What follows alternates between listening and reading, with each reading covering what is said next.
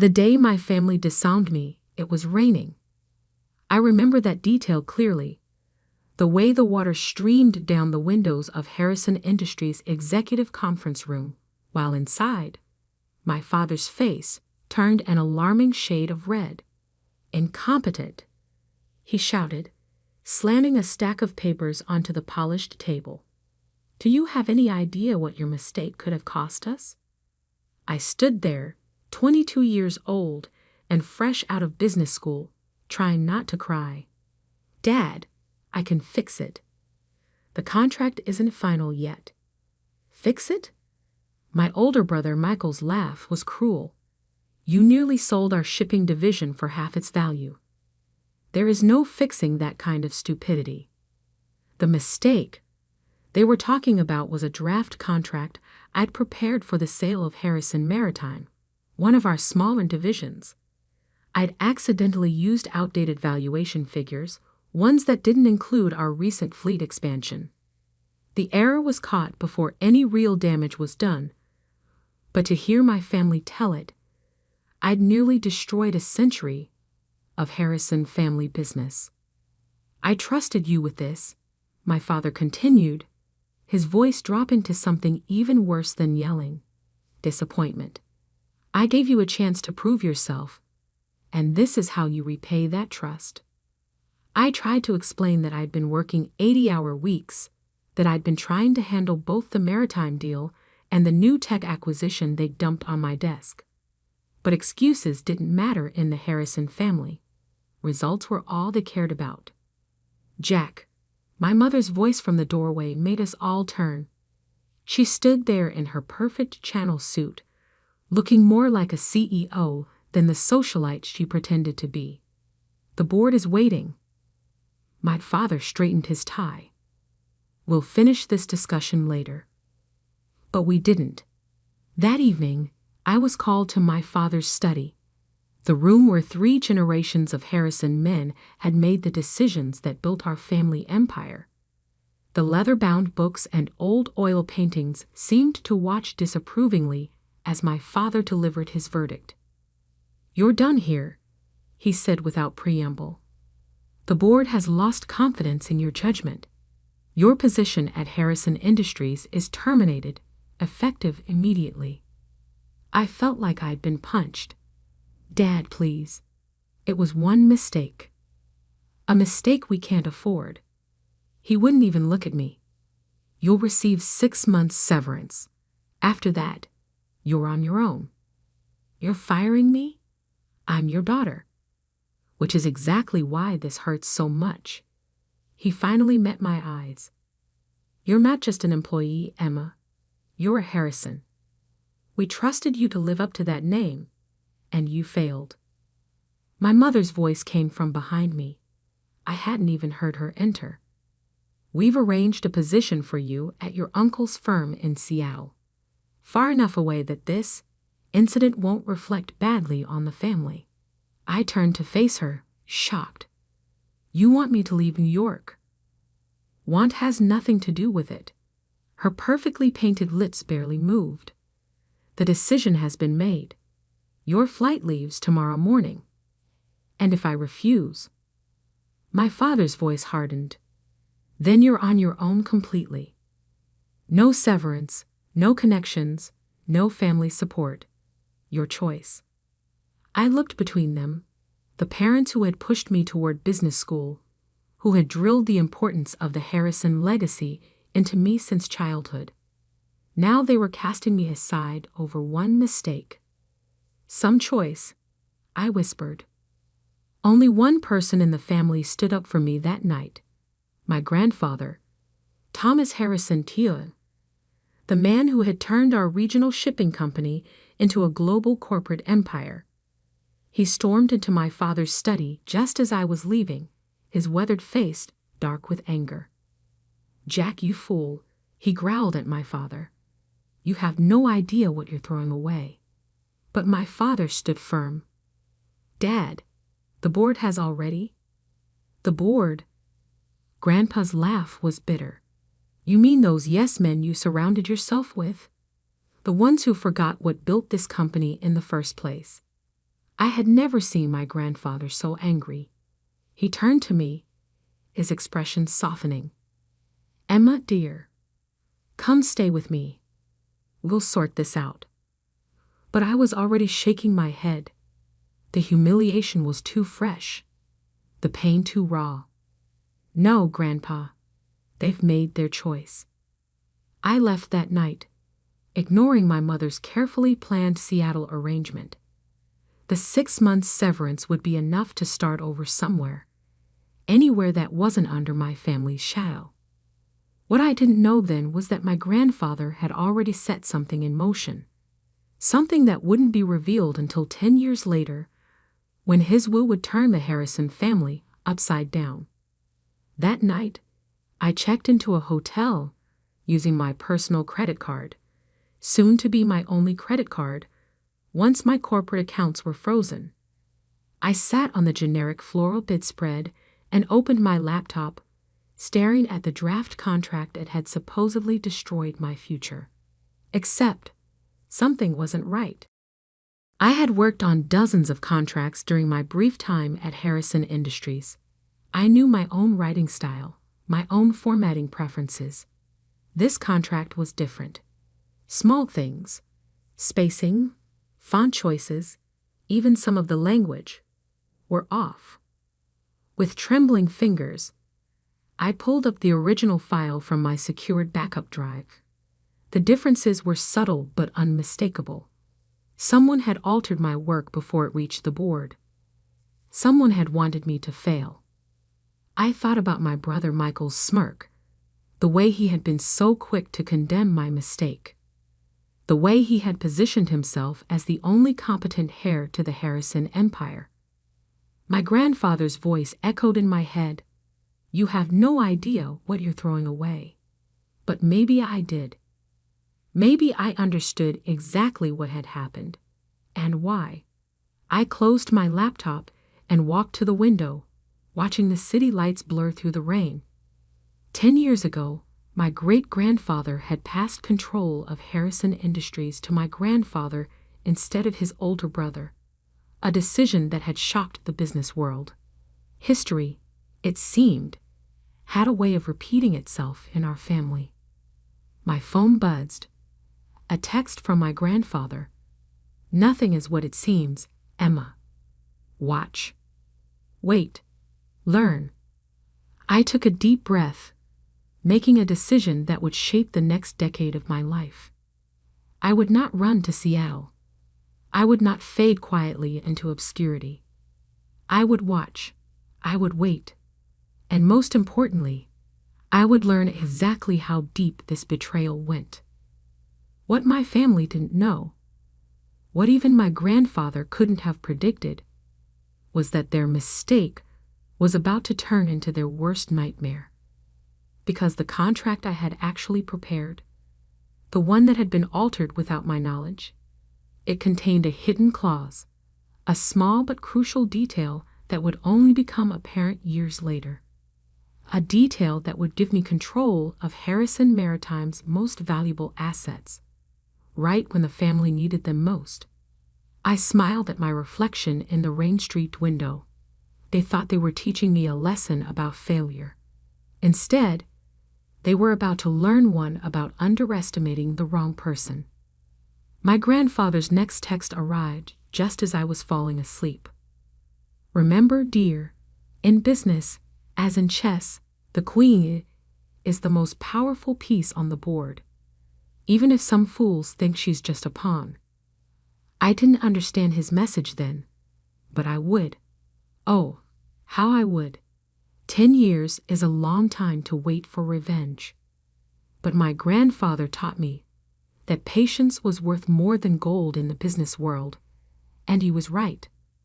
I spent the first year building my cover, a small consulting firm in Boston, far enough from New York to avoid family scrutiny, but close enough to keep tabs on Harrison Industries. My grandfather's cryptic messages continued, each one teaching me something new about our family empire. "Watch the shipping manifests for the Singapore route," he would text. Or, Pay attention to the Anderson merger terms. Small breadcrumbs that helped me understand the bigger picture. The mistake that got me fired? It wasn't just about the maritime division. That contract had been a test. One designed to show the board that I wasn't fit to lead. What my brother Michael hadn't realized was that I had left my own test hidden in the fine print. Clause 23.4, subsection B, buried in the technical specifications. In the event of division restructuring or transfer of assets, original signatory maintains first right of refusal on all Pacific Rim shipping routes and associated infrastructure. A clause that would mean nothing for years, until Harrison Industries decided to restructure their entire shipping operation, which, according to my grandfather's intelligence, was exactly what they were planning. I built my new life carefully, layer by layer. My consulting firm, Phoenix Maritime Solutions, specialized in shipping logistics and port management. We were small but efficient, earning a reputation for solving complex problems that bigger firms couldn't handle. My brother Michael, meanwhile, was living the life of the chosen heir. I watched from afar as he appeared in business magazines, accepting awards and making grand promises about Harrison Industries' future. Our parents beamed in every photo, the perfect corporate family. Only my grandfather seemed to see through the facade. "Your brother's latest acquisition is built on sand," he told me during one of our secret meetings, always in small cafes far from Manhattan. "He's leveraging the company's future on short-term gains." I nodded, stirring my coffee. The Asian expansion?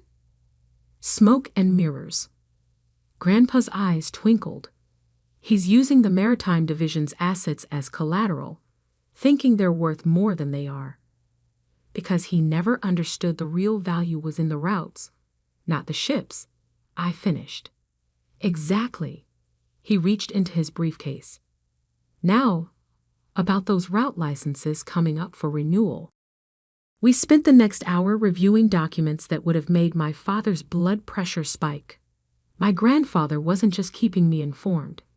He was teaching me how to take back what was rightfully mine. The years passed.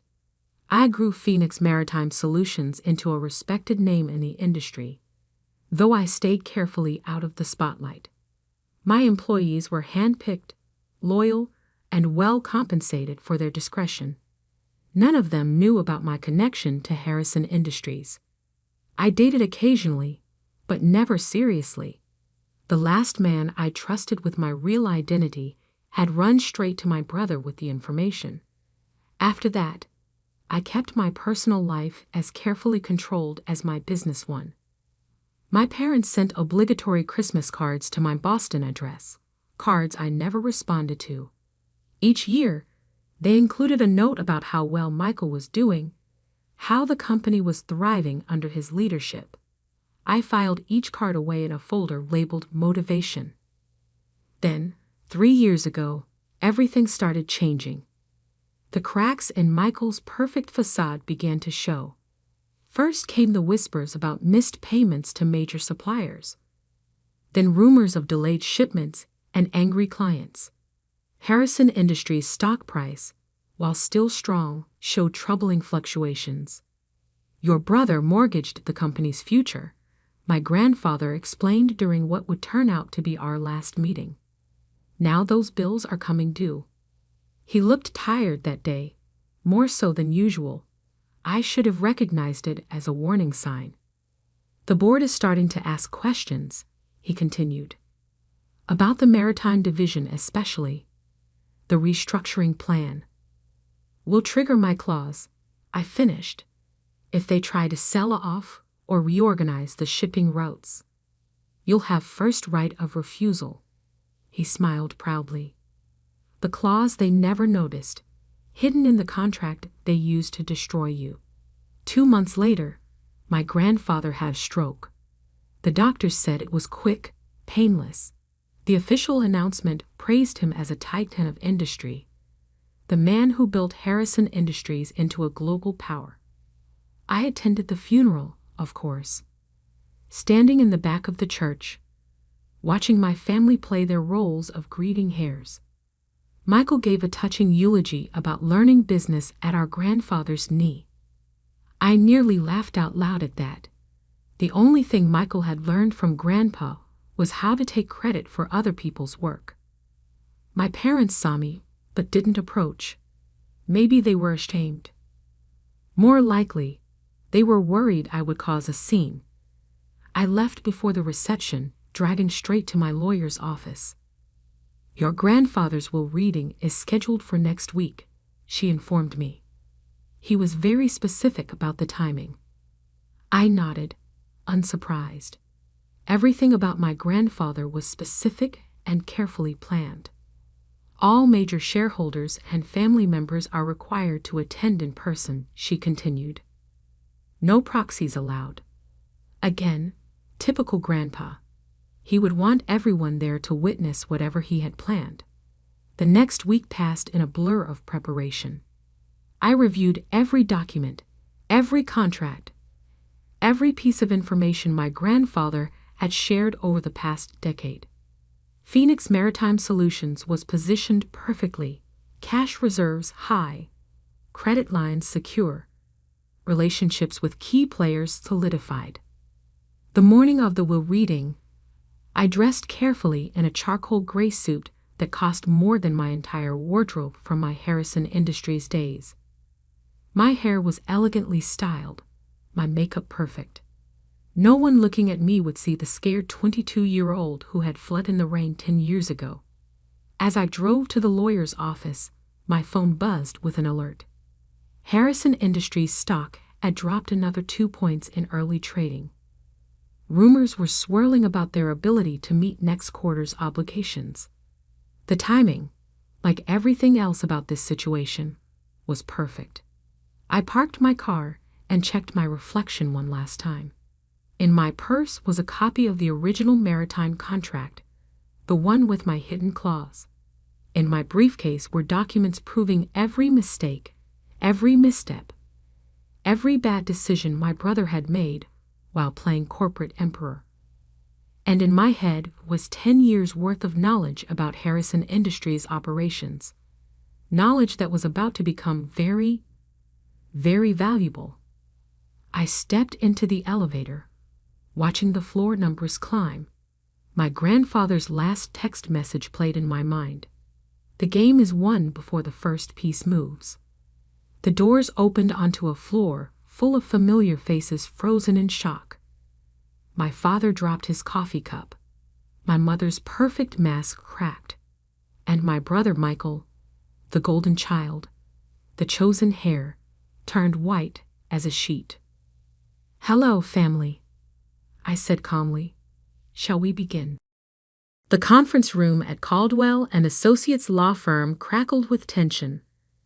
My family had arranged themselves exactly as I expected. Michael at the head of the table, our parents flanking him like royal advisors. The board members filled the remaining seats, all carefully avoiding my gaze. Mr. Caldwell, my grandfather's personal attorney for over 40 years, cleared his throat. "Before we begin, I should note that Thomas was very specific about the order in which his will should be read. He left detailed instructions."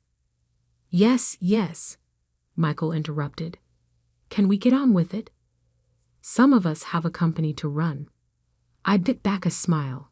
In a few minutes, that statement would be hilariously ironic. Mr. Caldwell opened an envelope, his expression carefully neutral. "Very well. This is the last will and testament of Thomas Harrison AI.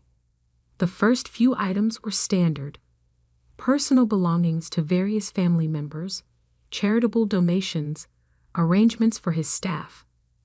My mother dabbed at her eyes with a monogrammed handkerchief when he left her his antique jewelry collection. My father nodded approvingly at the size of the charitable endowments. Then came the part everyone was waiting for. Regarding Harrison Industries, Mr. Caldwell paused, adjusting his glasses. The situation is complex. Michael leaned forward. Complex how? The succession plan was clear.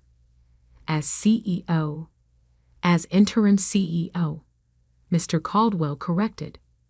Your position, like many things, was temporary pending the reading of this will. The room went silent. I watched the color drain from my brother's face as Mr. Caldwell continued reading. To my grandson, Michael, I leave these words of wisdom. Power without understanding is like a ship without a rudder. You sought control, but never learned why our company worked.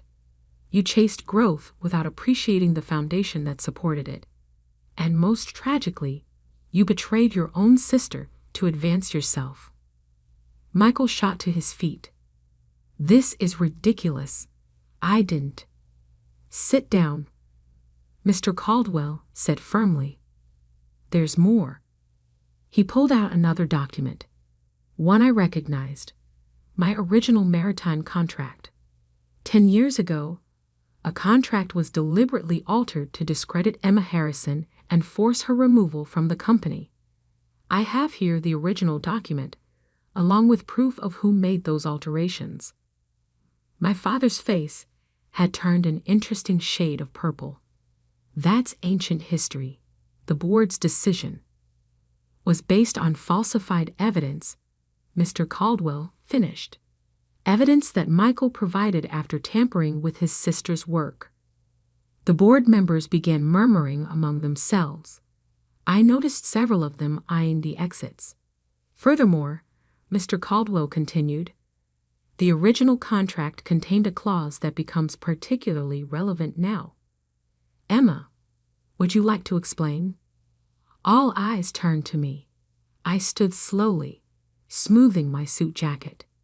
Clause 23.4, subsection B, gives the original signatory, me, first right of refusal on all Pacific Rim shipping routes and associated infrastructure in the event of division restructuring. Which means nothing, Michael snapped. We're not restructuring the maritime division. Actually, I pulled out my phone, displaying the morning stock alerts. You are. The Singapore deal you announced last week? The one meant to save the company from the debt you've accumulated. It can't happen without restructuring the shipping operations. Which means you need my approval. I finished. And you won't get. The room erupted in chaos. Board members were already on their phones, likely calling their lawyers.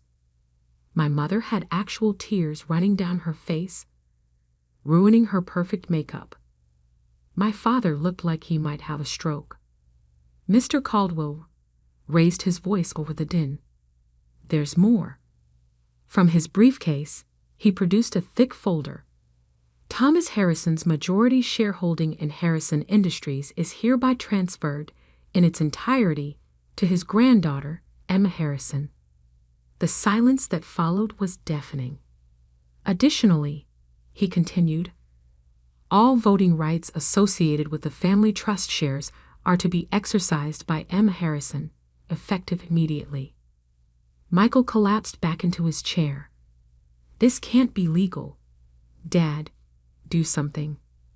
But our father was staring at another document Mr. Caldwell had placed on the table, a detailed report of Harrison Industries' finances under Michael's leadership. Your grandfather spent the last 10 years documenting every mistake, every poor decision, every instance of mismanagement. Mr. Caldwell explained. He worked closely with Emma to understand the true state of the company while you were all believing your own press releases. I stepped forward, placing my own folder on the table. Phoenix Maritime Solutions, my company, has spent years building relationships with the clients you've been neglecting. We've secured contracts you didn't even know were available. And now you own us, my father whispered. No, I corrected. I own what's mine. What should have been mine 10 years ago, before you chose to believe lies over truth? Mr. Caldwell cleared his throat. There's one final item. A letter Thomas wanted read aloud. He opened a sealed envelope and began reading. To my family. Power doesn't come from titles or boardroom theatrics. It comes from understanding. Understanding your business, your people, and most importantly, yourself. 10 years ago, you cast aside the one person who truly understood what made Harrison Industries work. You chose flash over substance, greed over growth, betrayal over loyalty. Emma didn't just survive your betrayal, she thrived despite it. While you were all watching Michael play CEO, she was learning every aspect of this industry. She built her own success while watching you destroy your inheritance. Consider this my final lesson in business. True leadership isn't about who can grab power fastest. It's about who can wield it wisely. Emma, the company is yours. Make it what it should have been all along. To the rest of you, learn from this if you can. With love and disappointment in equal measure, Thomas Harrison A.E.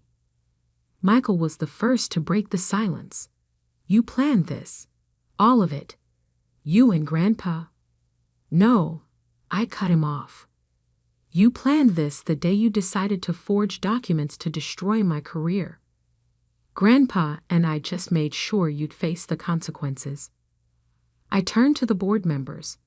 A car is waiting outside to take you to Phoenix Maritime's offices. My team will brief you on the restructuring plan we've developed. Those who wish to remain with the company will have the opportunity to prove their value. Those who don't, I smiled. Well, I hear my brother will be looking for work soon. You can't just walk in here and take over, my father protested weakly. Actually, that's exactly what I'm doing. I gathered my documents. The shareholders' meeting is in 1 hour. I suggest you all decide whose side you're on before then.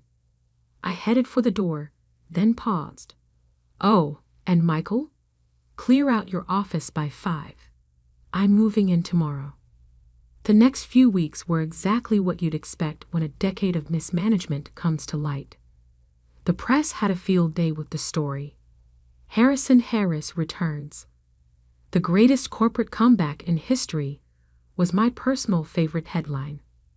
The shareholders, seeing the detailed plans I'd developed with my grandfather, overwhelmingly supported the transition. Harrison Industries' stock price stabilized, then began to climb as we implemented changes. Michael, predictably, tried to sue. His case fell apart when our father, finally facing the truth about his chosen heir, testified about the document forgery from 10 years ago. My mother attempted reconciliation in her own way. Lunch invitations, shopping offers, suggestions that we should all just move forward as a family. I declined every invitation. Some bridges, once burned, should stay ashes.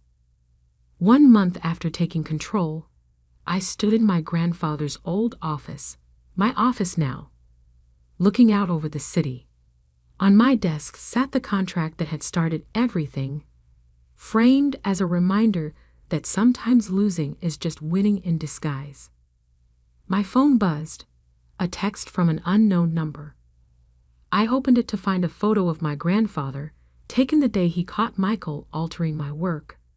He'd kept it all these years, waiting for the right moment.